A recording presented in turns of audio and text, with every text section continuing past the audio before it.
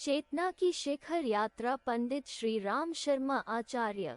एक असमाप्त जीवनी भाग 1। भारत भाग्य विधाता भगवान का चुना हुआ देश। उद्धरण शब्दशः इसी प्रकार नहीं है, लेकिन जिस प्रसंग का यहाँ उल्लेख किया जा रहा है उसका संदेश इसी से मिलता जुलता है। सन 1972 का एक चर्चित प्रसंग है। गुरुदेव हिमालय के गुह्य प्रदेशों में करीब 1 वर्ष का अज्ञातवास बिताकर शांतिकुंज लौटे थे। शांतिकुंज के मुख्य भवन में पहली मंजिल पर जहां उनकी और माताजी की पादुकाएं प्रतिष्ठित हैं, वहां गुरुदेव कुर्सी पर बैठे हुए थे।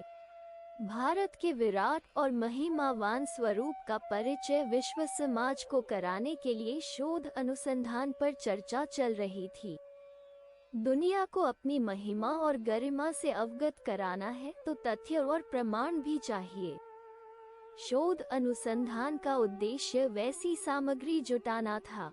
यह शोध अनुसंधान बाद में समस्त विश्व को भारत के अजस्त्र अनुदान पुस्तक के रूप में प्रकाशित हुआ है। गुरुदेव के लेखों और उद्बोधनों में भारत के दिव्य लीला भूमि होने की स्थापना मुखर रही है। किन्हीं परिजन ने उनसे पूछ लिया कि ईश्वर को भारत से विशेष लगाव क्यों है कि वह यही अवतार लेता है। हम अपने आप को सभ्यता और संस्कृति का प्रकाश उपलब्ध करने वाली सबसे पुरानी जाति मानते हैं। कहीं हम श्रेष्ठता की ग्रंथि से पीड़ित तो नहीं हैं? अगर हम शक्ति, ज्ञान, कौशल और संगठन में किसी से कमजोर नहीं है तो सदियों तक गुलाम क्यों रहे? अगर हम महाबली और रणबांकुरे थे तो हमलावरों को यहाँ सफलता मिलनी ही नहीं चाहिए थी। परिजन के प्रश्न में संदेह या आक्षेप नहीं, जिज्ञासा का भाव था। अज्ञातवास से लौट आने की सूचना ज्यादा लोगों को नहीं थी।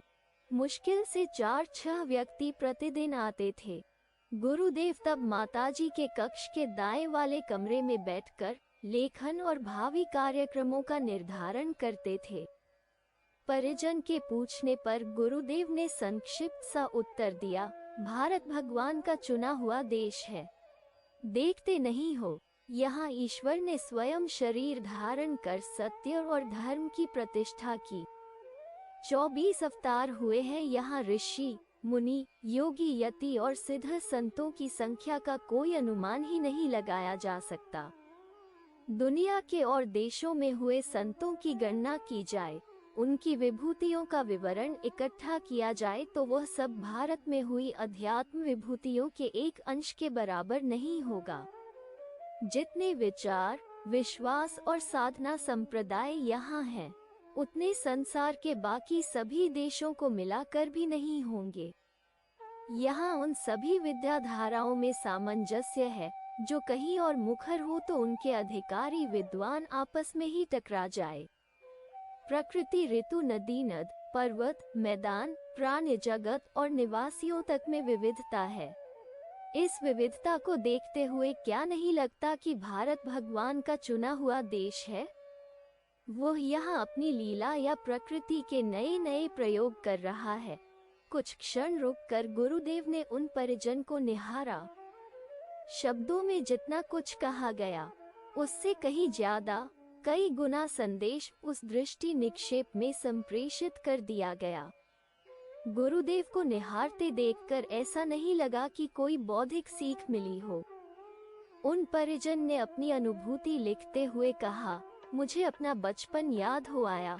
जब कोई जटिल प्रश्न सामने आता तो अपने पिताश्री से पूछने जाता था। वे मेरे प्रश्न का उत्तर किसी किताब में से नहीं देते थे, न ही वे किसी सूचना या तथ्य का उल्लेख करते थे। बस कुछ सैद्धांतिक बातें समझाते और स्नेह से देखने लगते थे। मैं भूल जाता था कि जो पूछा है उसका उत्तर क्या है। उनकी बातें सुनकर और उससे भी ज्यादा उनकी दृष्टि पीकर संतुष्ट हो जाता था। ऐसा प्रतीत होता था कि चाबी मिल गई है। पुस्तक एक बंद पिटारी है जिसमें ताला लगा हुआ है। चाबी लगाओ, ताला खोलो और पिटारी में बंद समाधान प्राप्त कर लो। गुरुदेव के संक्षिप्त से उद्बोधन और कुछ पल के दृष्टि निक्षेप से उनके बचपन की उस अनुभूति को हरा कर दिया। समाधान तर्क से चाहिए तो वह भी है। गुरुदेव ने फिर कहा, संसार एक चक्र की तरह है, वो घूमता रहता है, कुछ ऊपर जाते हैं तो दूसरे नीचे आते हैं। भारत के साथ भी यही हुआ। कोई भी जाति सदा के लिए शिखर पर नहीं होती, उत्थान के साथ पतन भी है। कुछ 100 साल की गुलामी को पतन मान सकते हैं, लेकिन उसने भारत को नष्ट नहीं कर दिया। कई जातियां अथवा समाज 50-100 साल के दमन में ही नष्ट हो गए। यूनान, मिस्र, ईरान और रोम की प्राचीन सभ्यताएं अपनी रक्षा नहीं कर सकी। उनका मूल अस्तित्व कभी का समाप्त हो गया। भारत उन देशों की सभ्यताओं से ज्यादा रौंदा और कुचला गया, फिर भी वो आज उठकर खड़ा हो गया है। इसे भारत का नष्ट होना कहोगे या उसकी जिजीविषा का प्रमाण?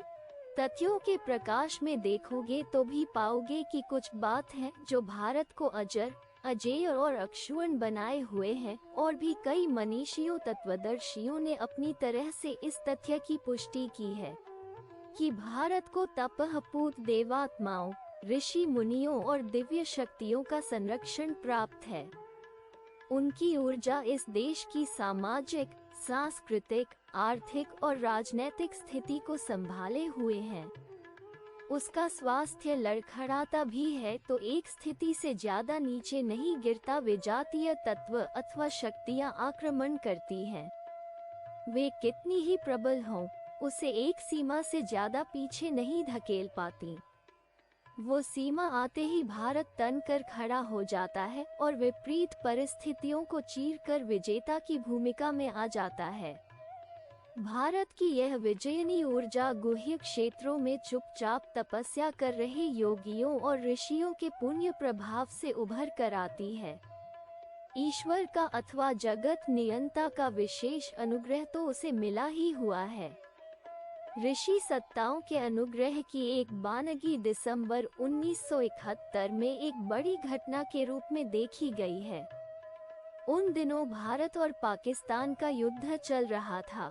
युद्ध आरंभ होने से पहले की स्थितियां प्रायः सभी जानते हैं।